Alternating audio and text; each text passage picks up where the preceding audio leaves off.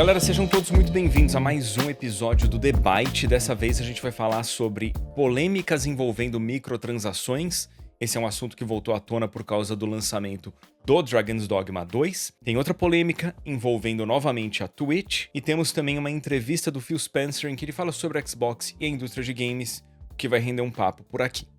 Vamos nessa. Pois é, Dragon's Dogma 2 acabou de ser lançado, né? Faz pouquíssimo tempo e vem sendo bastante aclamado pela crítica, tá com 87 no Metacritic nesse exato momento, porém também está com 6.2 de user score lá no Metacritic e também tá contando com um monte de review negativa em relação ao game lá na Steam. Isso por quê? Porque após o lançamento, a Capcom colocou à disposição cerca de 21 microtransações diferentes que envolvem itens diversos relacionados à viagem rápida, item que permite alterar a aparência do personagem e também itens para reviver outros companheiros, coisa que no jogo especificamente, né, são ações um pouco mais complicadas de fazer do que necessariamente em outros games que tem um aspecto de qualidade de vida, talvez aí com relação ao gameplay, um pouco melhor. É importante deixar claro também, tá, que esses itens, eles podem ser obtidos durante o jogo. Muita gente se revoltou achando que a Capcom estava evitando que você ressuscitasse os seus personagens, mas não, dá pra obter esses itens no jogo, só que eles são bem raros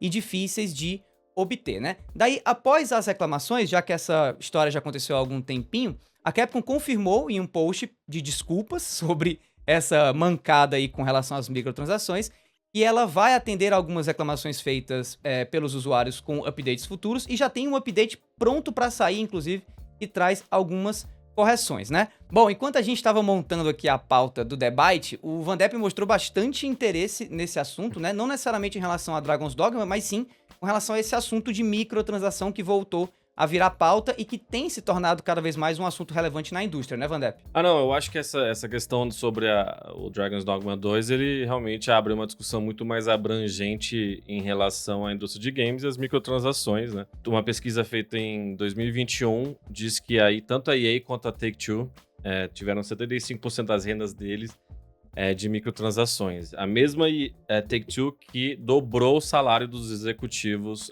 no último ano. Os meus exemplos, pelo menos, que eu me lembro muito vividamente, foi jogando o NBA 2K. Eu jogava em 2014 e 2015. E o NBA 2K tem um modo chamado My Career, né? Minha carreira, que é o mais interessante, mais dinâmico deles. É o modo single player, né? Exato, que você vai crescendo. E no 2019 tem um que você joga a faculdade e você não vai pra NBA. Você vai pra China. E justamente quando você vai pra China, você tem que performar. E aí eu lá, né, fazendo, arremessando direitinho as bolas e não caiu uma bola direito. E o que tinha que acontecer é que você tinha que comprar um pacote deles, de no mínimo uns 60, 70 reais, pra melhorar teu jogador. Assim que eu comprei, parece que, tipo assim, eu não tinha muito pensado sobre microtransações antes, a não ser no GTA Online na minha vida. Mas foi um negócio muito impactante pra mim. É só ter pago que agora, né, já fui pra NBA, arranjei um contrato legal e assim, isso depois de jogar por, sei lá, 10, 12 horas o jogo, sabe? Não foi pouca coisa, de estar realmente muito frustrado de um jogo que eu sabia jogar relativamente bem. Ele tava te empacando, porque assim que você aumenta, né, a melhoria no arremesso, a velocidade do jogador, o melhor passe, você vai tendo uma nota, né? No My Career você recebe uma nota durante o jogo. Esse jogo foi um A+, esse jogo foi um C, pra você continuar crescendo na tua carreira específica, né? O modo história seu. E eu me lembro que, beleza, aí na época eu não pensei muito, normalizei, sabe? E eu queria entender de vocês, assim, quais as experiências de vocês? Vocês já pagaram pra essas coisas? Já passaram por exemplos assim? Eu posso responder bem rápido, assim. Monetização através de microtransação é um negócio que, se a indústria dos games depender de mim, ela vai à falência, porque, cara, eu nunca comprei nada, nem passe de batalha, inclusive. Lembro-me de um passe de batalha que eu investi jogando Valorant, me convenceram a comprar, e foi ali o momento em que eu vi que realmente não era pra mim, porque eu comprei e parei de jogar Valorant exatamente depois daquilo ali. Não por conta do passe de batalha, mas porque realmente não é um elemento que me chama a atenção, né? Assim como eu também nunca comprei skin de nada, e até mesmo DLC, são raras as DLCs que eu lembro de ter comprado, porque quando eu finalizo um jogo, geralmente eu largo depois e vou jogar outro game, ou às vezes fico um tempo mesmo sem jogar, e quando volto rejogo o mesmo jogo desde o começo e tal. Então, microtransação e qualquer tipo de pagamento assim por conteúdo extra fora o que o jogo me oferece, nunca foi uma coisa que que me chamou muita atenção, não. Mas eu acho que eu sou minoria, pelo menos hoje em dia, né? Já que a gente tem passado aí por um momento, na minha opinião, e eu acho que Dragon's Dogma até reforçou isso, de quase que normalização de microtransação. Vi muita gente, inclusive, defendendo, não necessariamente o jogo, mas defendendo essa atitude da Capcom em oferecer microtransações a rodo aí, né? No Dragon's Dogma, porque ela já fez isso com outros games, né? Edu, qual que é a tua experiência com microtransação, assim, no teu dia a dia, na tua vida como gamer? Eu evito ao máximo, pra ser sincero, e o que eu acho que a gente tá vendo nesse momento, numa visão geral, é um paralelo do que a indústria de streaming, de vídeo, né? Streaming de filmes e seriados tem feito, que é Prime, que antes estava embutido na assinatura de Amazon Prime, agora segue embutido, mas com propaganda. Você não quer propaganda ou quer mais qualidade? Paga um extra aqui. Outras assinaturas, né? Netflix, Disney Plus, ficando mais caro. Múltiplos serviços sendo disponibilizados e você não consegue assistir o que você quer num ou dois. Você tem que assinar múltiplos serviços. Porque essas empresas, essas corporações vão testando o quão largo é o seu bolso, né? E quanto mais elas puderem arrancar de você, elas vão arrancar. Então a gente vê historicamente aí, a Ubisoft experimenta um pouquinho com microtransação lá no Assassin's Creed Origins, Odyssey. Quando sai o Valhalla já gira em torno de microtransações, com muito mais elementos que você possa pagar. E independentemente de um item poder ser obtido dentro do jogo ou não, sem a necessidade de pagamento, quando a microtransação está presente e ela performa bem para a empresa vai estar muito mais propensa a inserir mais microtransação. Sim. E tornar a obtenção de itens no jogo algo mais difícil. E, cara, eu já fui vítima disso, né, via Ubisoft, no Assassin's Creed Origins, porque eu tava com uma série que não terminava nunca, e aí a Ubisoft no Assassin's Creed Origins, ela te limita artificialmente a explorar o jogo. Então, se o inimigo tem um número maior na cabeça do que o teu nível, cara, é muito difícil você conseguir na força bruta derrotar ele. Normalmente é impossível, se a diferença de nível é muito grande. E, cara, eu tava de saco cheio de ser obrigado a fazer missão secundária, estilo Ubisoft genérica, e eu queria terminar minha série no YouTube logo. Aí eu comprei um pacote que multiplicava o meu ganho de experiência, que pra mim é um absurdo estar presente no jogo, eu sou um otário de ter comprado isso. Mas pelo menos eu vivo de games, né? Mas daí... não, é verdade. E eu tenho alguns exemplos aqui de coisas que são mais próximas do meu gosto e outras que são mais distantes. Citei Assassin's Creed. Temos aí Like a Dragon Infinite Wealth. O modo New Game Plus é uma DLC. Você não consegue liberar o modo New Game Plus. Isso é surreal, brother. Você tem que pagar por ele. Então a SEGA aí, nossa, mandando ver na microtransação. Diablo. Eu não gosto de Diablo. Já dei chances. O 3 eu até curto, mas no geral não é uma franquia que me atrai. Mas eu sei que a Blizzard desagradou muita gente com as microtransações do Diablo Immortal e Diablo 4. E até em retrospecto, o Diablo 3 teve seus problemas com a casa de leilões do jogo e tal, Sim. Mas eu não manjo do assunto, eu não vou detalhar aqui. E aí, em relação ao Dragon's Dogma 2 especificamente, novamente, me incomoda o fato do game ter microtransações, porque eu acho que já é uma experiência single player pura, não precisava. É a Capcom testando, né? Vendo se os jogadores vão comprar, porque aí ela já pode fazer os próximos projetos levando em consideração o bolso dos consumidores. Mas mais do que isso, tem um aspecto que me incomodou muito, que a build que eu tive acesso antecipado desse jogo não tinha microtransação. Então a Capcom, ela escondeu as microtransações, né, de quem recebeu acesso antecipado, de quem ia analisar o jogo ou mostrar uma build pré-lançamento, para que isso não fosse um ponto de crítica, para depois que o jogo fosse lançado as pessoas descobrissem depois de ter comprado o jogo, sem que elas soubessem que aquilo estava presente. Isso é muito relevante num mundo que é tão preocupado com nota de Metacritic e OpenCritic, que aliás é outro assunto, porque eu acho que nota é algo pro qual a gente não devia dar tanta atenção, mas as pessoas dão. Mas o que acontece? No Metacritic, se uma nota é reavaliada, se um jogo recebe uma nota revisada, isso não vale pro Metacritic, vale a nota original. Então é muito, muito interessante para as publishers elas esconderem pontos que vão ser criticados das builds de preview, porque aí aquilo não influencia negativamente a nota original do jogo. O jogo é lançado, recebe uma atualização, são inseridas microtransações. Então, se a IGN ou GameSpot reavaliarem o jogo e diminuírem a nota do jogo, isso não influencia no Metacritic? Eu pensei em mais alguns exemplos aqui de quando eu gastei, tá? Eu vou ser sério com vocês. A época que eu mais gastei dinheiro foi na... Eu nunca cheguei a fazer isso na minha vida. Eu sempre zoava os outros streamers, a gente chama de baleias, que gastam skins. Foi no Warzone, pandemia. Eu reconectei com o COD, né? O jogo que eu comecei no YouTube. E aí, cara, eu comecei a comprar skin que nem idiota. Não vou mentir, entendeu? Eu não vou mentir. Eu queria estar lá, tava jogando em live com outros streamers e tal. E o Warzone, especificamente, eu acho que o Battle Royale tem esse negócio de a gente contra eles, né? 150 dropando aqui. E você meio que quer se representar alguma coisa legal, né? Tem gente que vai usar skin.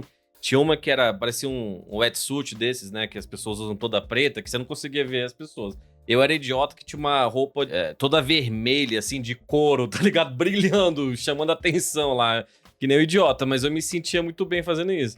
Um outro exemplo muito grande foram os packs do FIFA, né?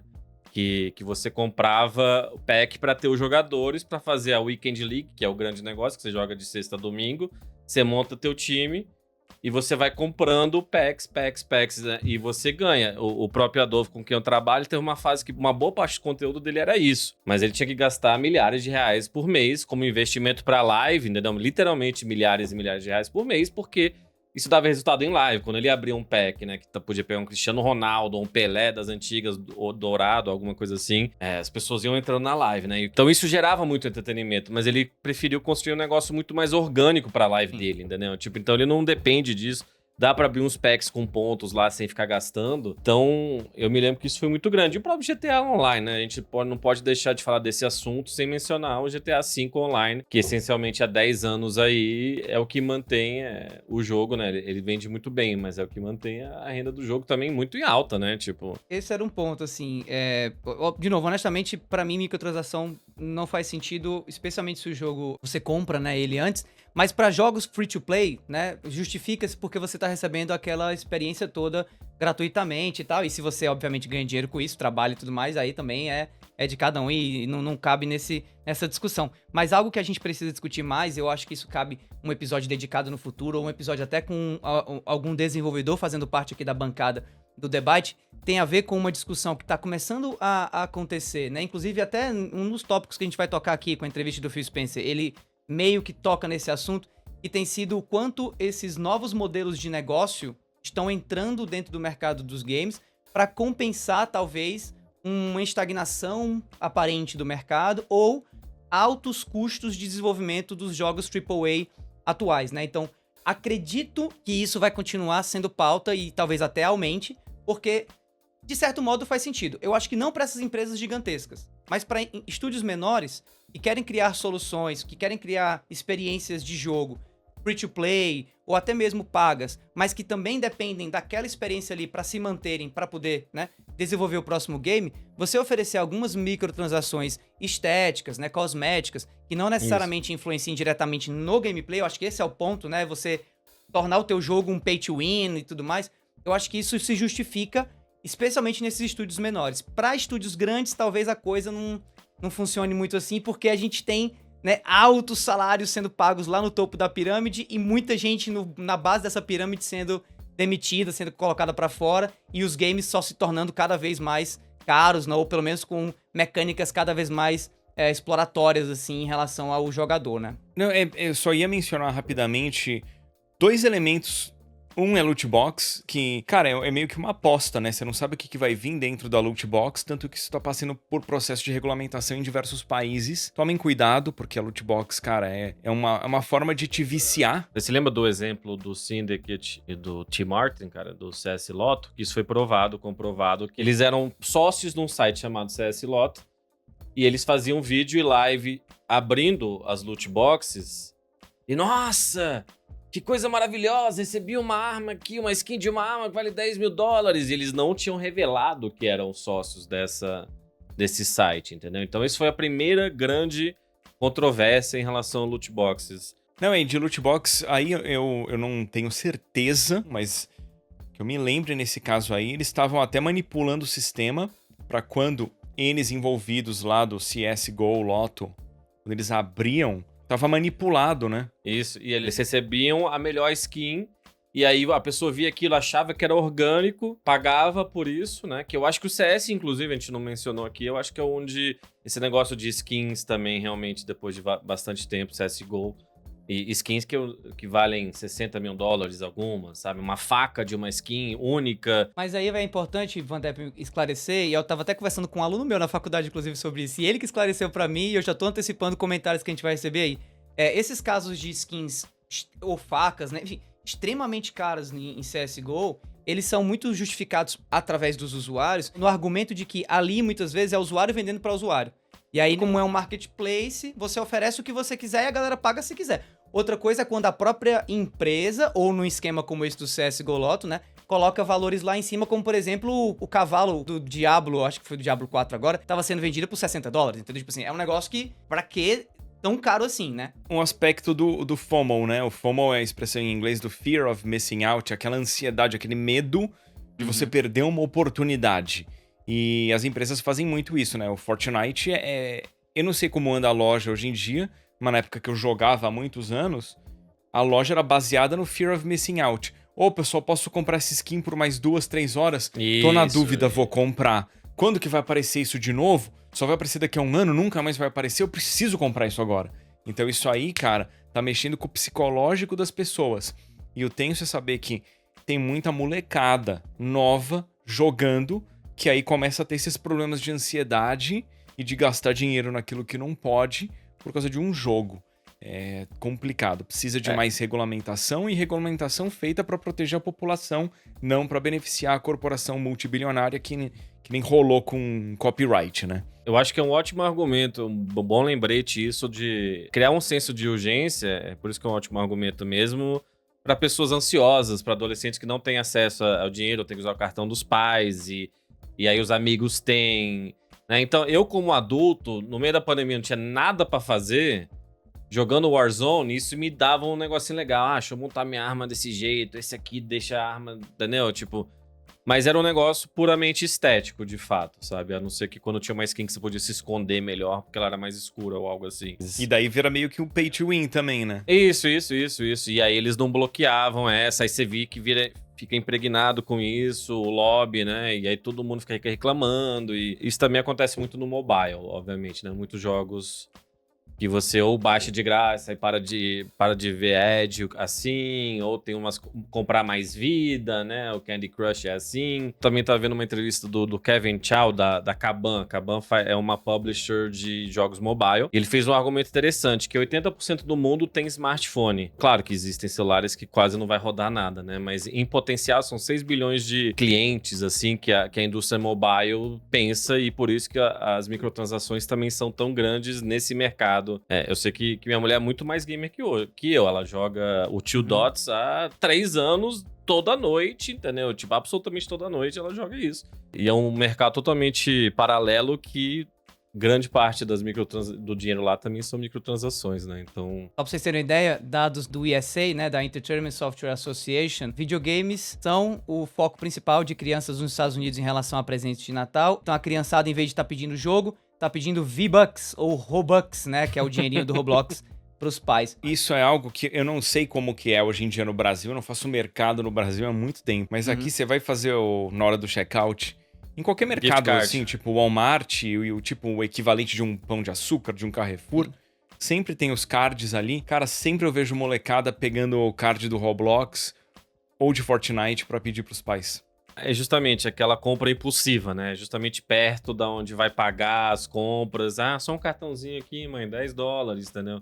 Eu acabei de me tocar que eu tenho a DLC aqui original, uma relíquia dos tempos antigos, aqui o cartucho do Sonic Knuckles que tá do meu lado, né?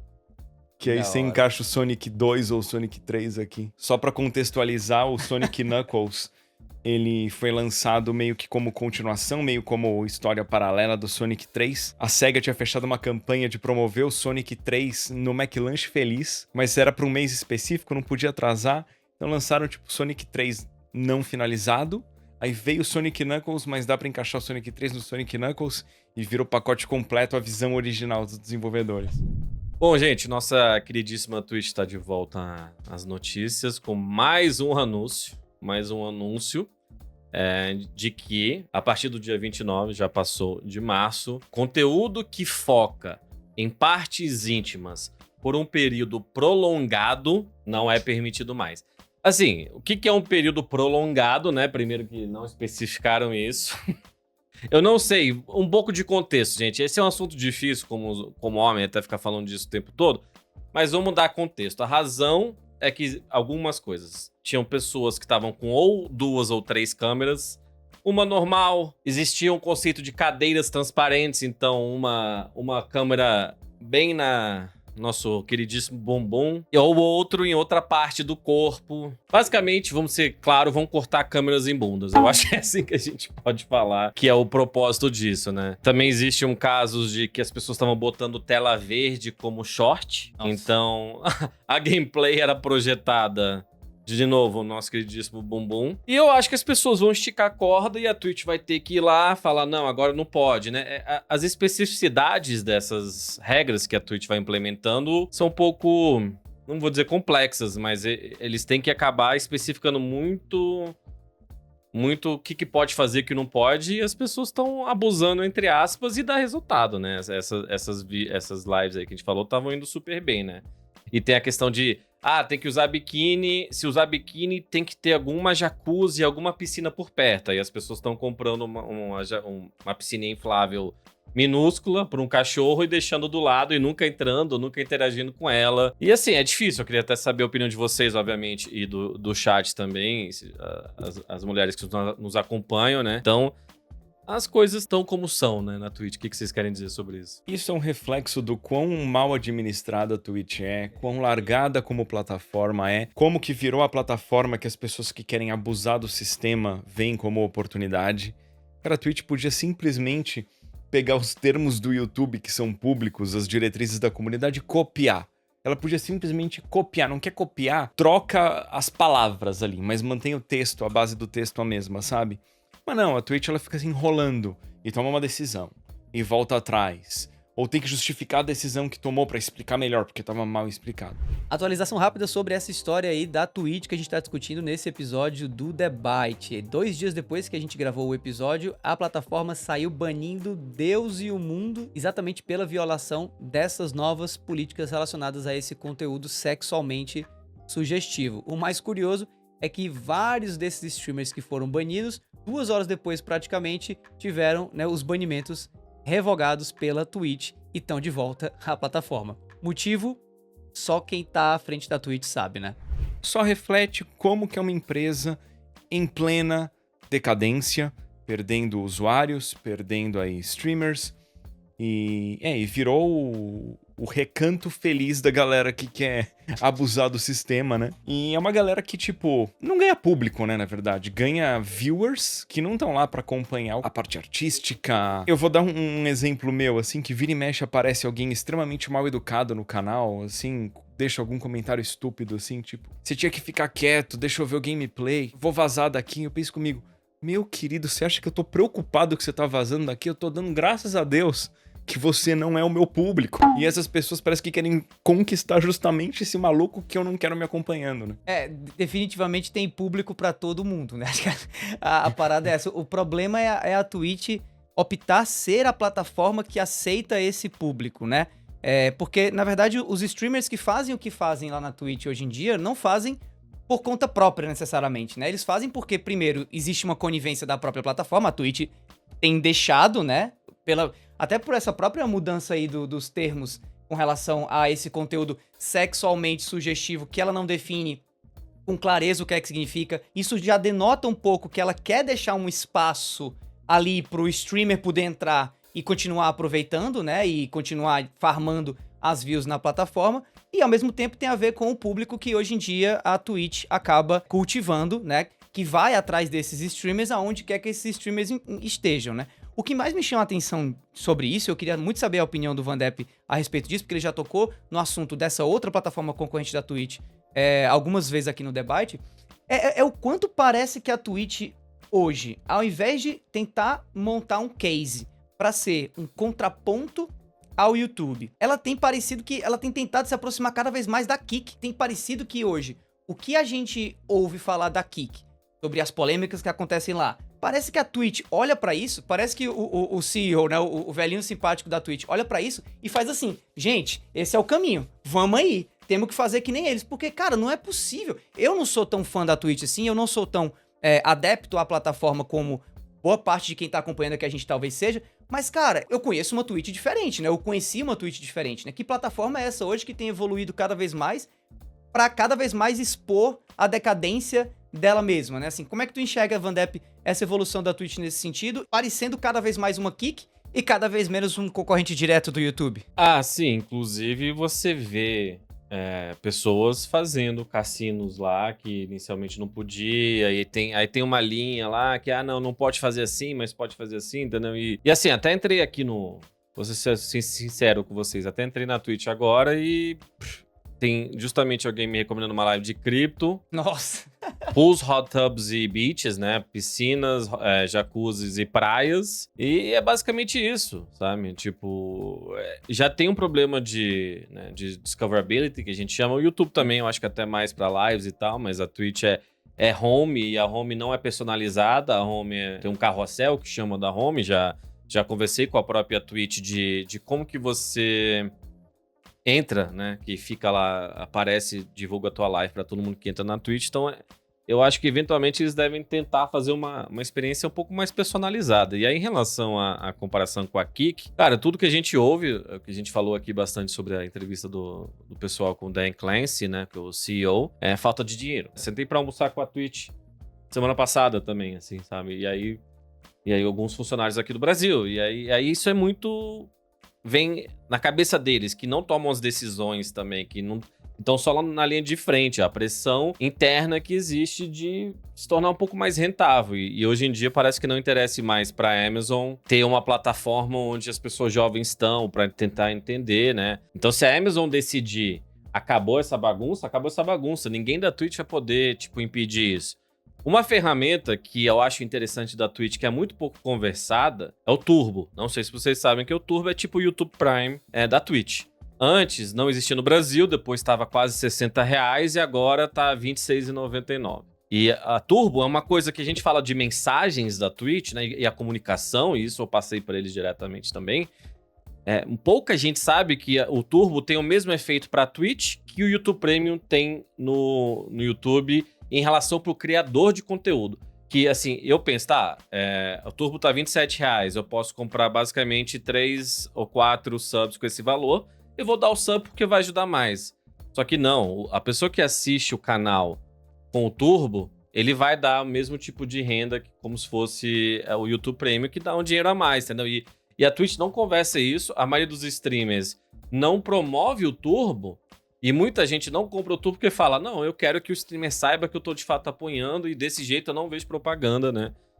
Eu acho que eu expliquei que o Turbo impede, ele tira todas as propagandas, que é um dos maiores problemas da Twitch momentaneamente, né? Que você entra lá e... Então, é um problema maior de falta de comunicação. Eles lançam esses negócios sobre nudez prolongada, sei lá, mas uma ferramenta boa que eles têm, que se eles estivessem promovendo, incentivassem os streamers, tá ligado?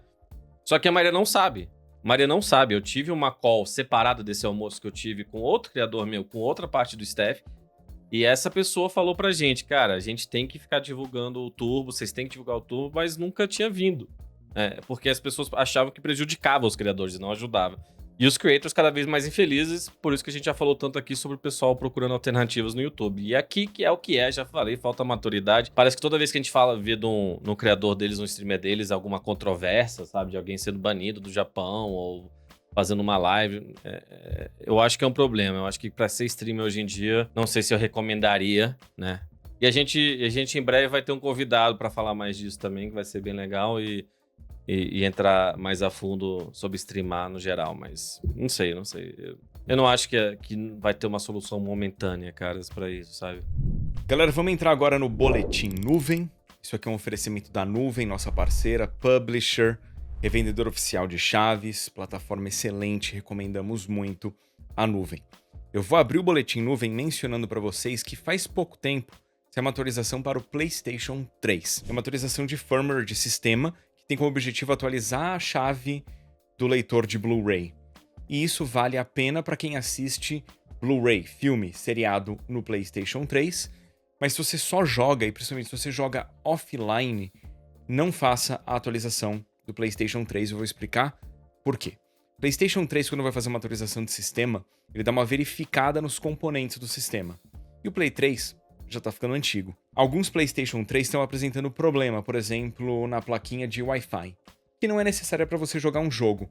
Mas se você coloca o PlayStation 3 para atualizar, o PlayStation 3 verifica que a sua placa de Wi-Fi tá deteriorada, precisa de manutenção, a atualização não vai acontecer e o seu PlayStation 3 vai deixar de funcionar. E para você voltar a funcionar o Play 3, você vai ter que mandar ele para manutenção, para arrumar o que o sistema detectou como defeito.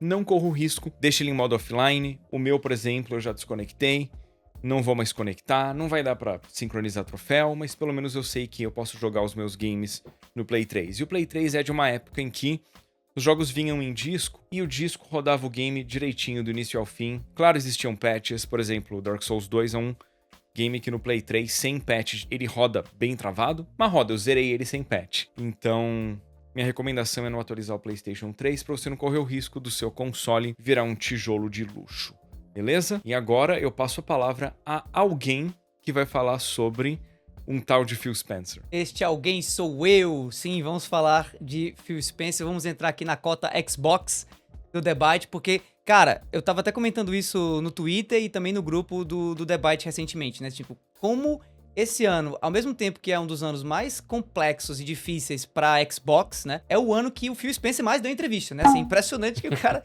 ele aproveita toda a oportunidade que ele tem pra conversar com alguém na mídia. Mas, enfim, é o seguinte. Aconteceu recentemente a GDC, que é um grande evento gamer voltado mais para a área de desenvolvimento, e lá estava o Phil Spencer e deu ele, né, uma entrevista à Polygon, né, que é uma grande publicação internacional de games. E aí nessa entrevista ele falou basicamente sobre o momento atual da indústria, falou também sobre a vontade que ele tem de investir no mercado de handhelds com Xbox, e também ele falou um pouquinho, comentou um pouquinho também, né, sobre rumores e possibilidades de a gente ter novas lojas sendo integradas ao sistema de Xbox. Vamos começar pelo começo aqui rapidamente, falando um pouquinho sobre o momento da indústria, né? O Phil Spencer disse o que é que ele estava enxergando a respeito do que estava acontecendo nesse caos que vem desde o ano passado, mas que tem se intensificado ainda mais nesse ano agora de 2024.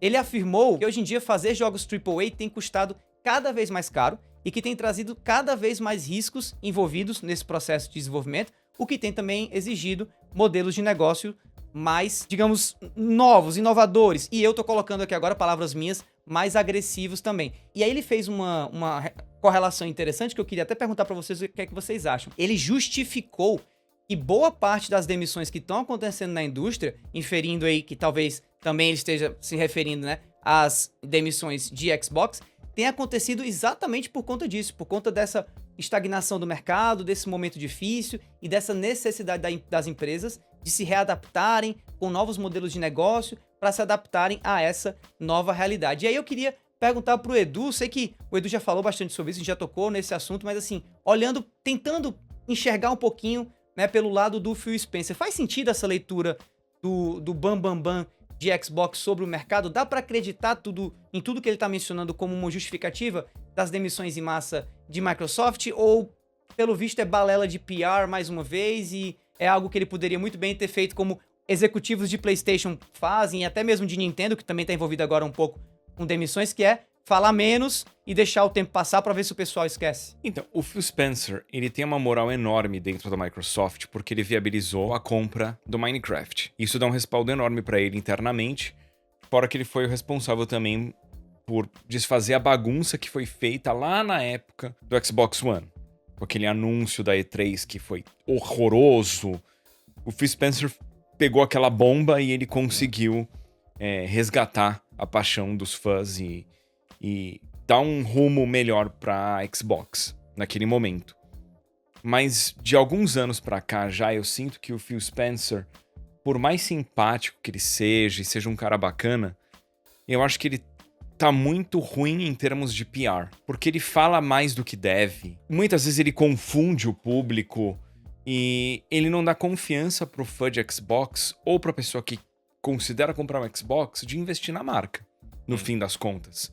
Por mais que, às vezes, isso seja consequência de algum outro executivo falando, ou de anúncios que não são diretos dele, ele é o chefe. Se alguma coisa rola nas minhas redes, o problema é meu. Não foi, independentemente de quem tenha feito o post. O problema é meu. Então ele, como chefe de Xbox, aquilo ali é culpa dele, é problema dele. Eu acho que a Xbox tá num momento confuso. Tem motivo pra ele falar que ele acha interessante fazer um portátil de Xbox? Cara, pra que isso?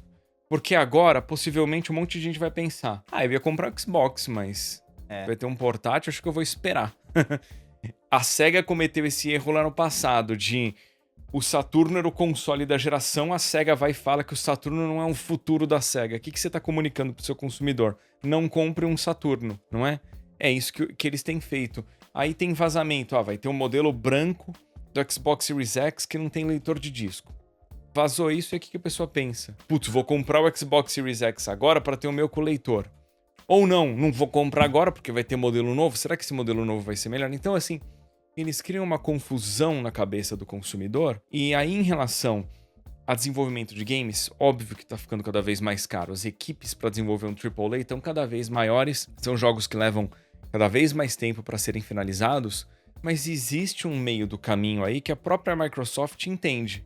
Que é lançar o Double A, né? Um Hi-Fi Rush da vida.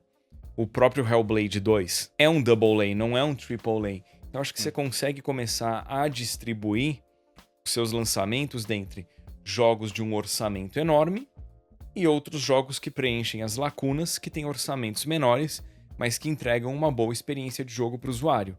E isso pode ser feito através de estúdio próprio, ou contratando estúdio de terceiros. A Sony tem feito isso, a galera não curte. Eu sei que muita gente critica, mas a Sony tem feito isso. Sai Final Fantasy XVI exclusivo, de Play 5. Final Fantasy VII Rebirth é exclusivo de Play 5. Vai sair o Stellar Blade exclusivo de Play 5. E não são jogos de estúdios da Sony. E isso é algo que é feito desde o passado, né? Play 1 Final Fantasy VII era exclusivo de Play 1, porque a Square preferiu lançar para Play 1, Nintendo 64 não dava conta com cartucho. Resolveram lançar para PlayStation. E isso rolou em várias gerações, né? Então eu acho que a Microsoft tinha que enxergar um pouco melhor. Talvez ela até enxergue, mas ela comunique de forma confusa. E eu digo isso como alguém que gosta do Phil Spencer, mas eu acho que a impressão que ele passa é a de confusão.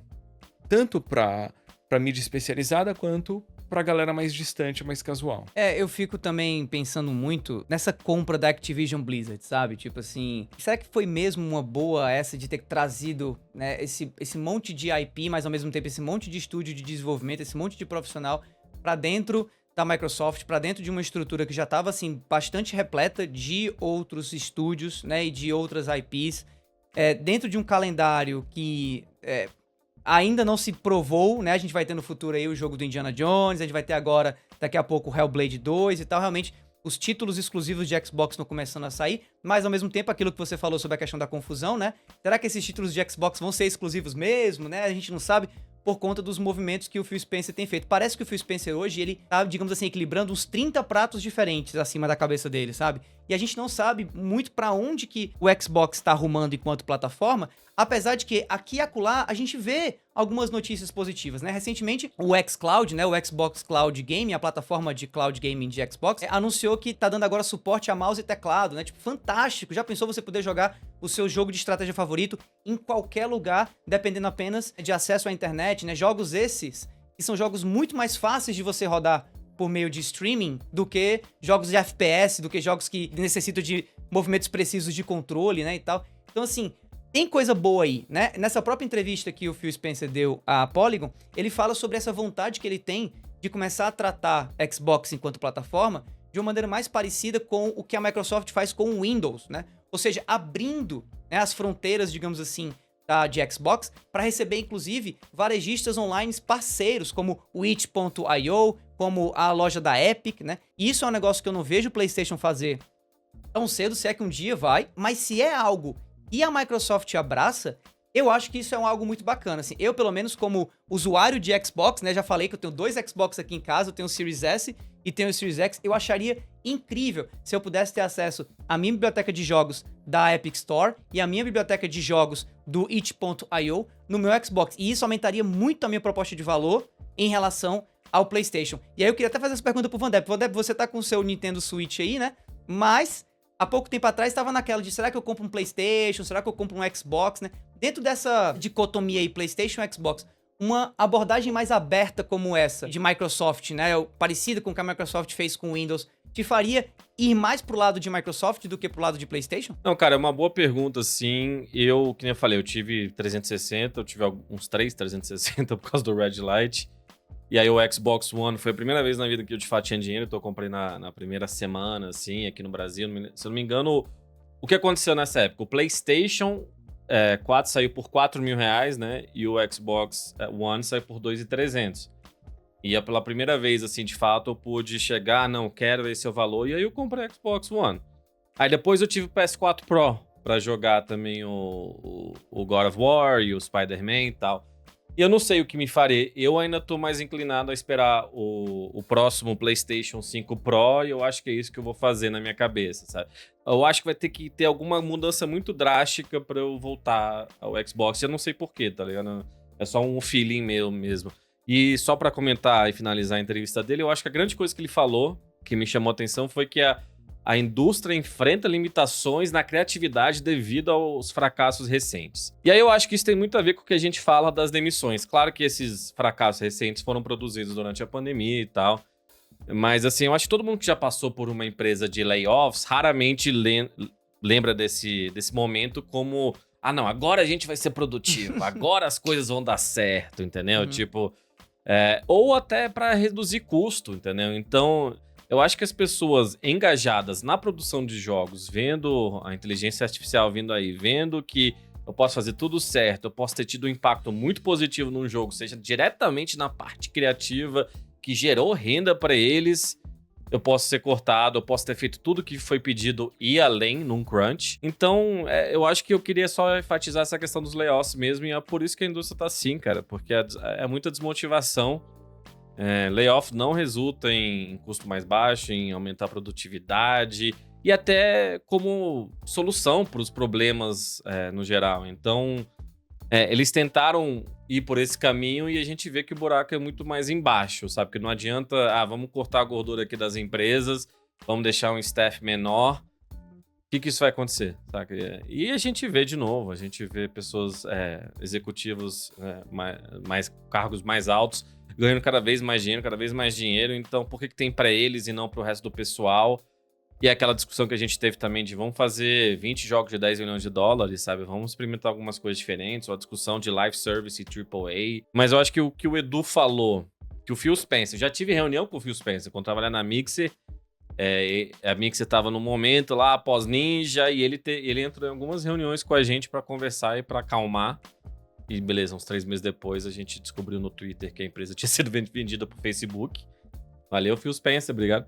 Mas eu acho que ele tá meio que dando uns tiros no pé. Eu gosto de pessoas autênticas e que falam mesmo e que são super transparentes. Eu acho que a indústria precisa disso e menos tipo, games são legais, yeah, entendeu? Mas eu acho que as mensagens estão sendo confusas, tá ligado? Eu acho que ele tá sendo transparente e não tá tendo nenhum resultado positivo em relação a isso. Eu acho que acaba parecendo quase que insensibilidade em alguns casos de um cara que... eu não tinha feito essa associação que o Edu fez, que ele que fez a compra do Minecraft e por isso que tem tanto crédito lá internamente, sabe?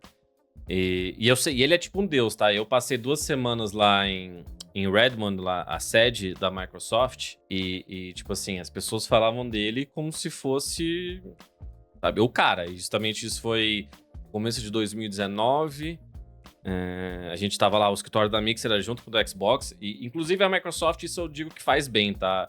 O campus deles lá dos escritórios é tudo lindo, cada um tinha um escritório com uma das paredes, era todo um vidro pra natureza, entendeu? Mas é que a Amazon, até o meu chefe, ele tinha uma esposa na Amazon, ele disse que a Amazon tem mais uma pegada de cortar custo e vamos aqui ter uma mesa de papelão e a gente trabalha daqui, e é assim que a gente faz a nossa correria.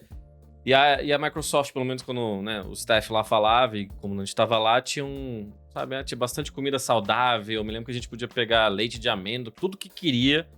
Não vou negar que levei umas canetas, umas coisas também, eu trouxe de volta pro Brasil e tal, mas eles permitiram. E ele, de fato, era tipo, considerado um deus lá, e ele tava à frente do projeto da Mixer também, entendeu? Então, mas acabou sendo mais uma coisa na conta dele que não um investimento no Ninja que acabou não dando certo, sabe? Mas O Phil Spencer, ele tem muito respaldo interno lá, sim. E ele é um cara entendedor da indústria e ele tá com o Xbox desde o começo. Desde o primeiro modelo do Xbox, ele tá lá dentro. Mas, na minha opinião, ele tinha que dar um tempo de aparições de PR e entregar. Cara, se ele entregasse com consistência por, tipo, 1 ano e meio, jogos, novamente, alguns jogos grandes e alguns que preenchem lacuna, cara, é a fórmula pra conquistar o fã. Que é meio que o que a Nintendo tem feito e o que a PlayStation tentou fazer sem tanto sucesso no Play 5, mas que no Play 4 rolou, né? Que a Nintendo, tipo, lança um remake aqui, outro ali, um jogo com um escopo um pouquinho menor, aí vem um lançamento grande do Mario, e isso tem dado super certo, sabe? Eu acho que, no fim das contas, você conquista o gamer com um jogo. Em Xbox, eu acho que tá prestes a entrar num bom momento. Eu acho que o Senua Saga, o Hellblade 2, vai ser show de bola. Mantém o momento ali com a Avowed, Indiana Jones, lança mais uns jogos pra preencher a lacuna, com o Game Pass junto, eu acho que tá bem encaminhado, então eu acho que ele não precisa ficar falando muito. Fica quieto que não gera confusão. Galera, espero que vocês tenham curtido esse episódio, não se esqueçam de se inscrever no Debate, deem uma moral pra Nuvem, nossa parceira, se puderem deixar um gostei e compartilhar o episódio, a gente agradece, e até a próxima.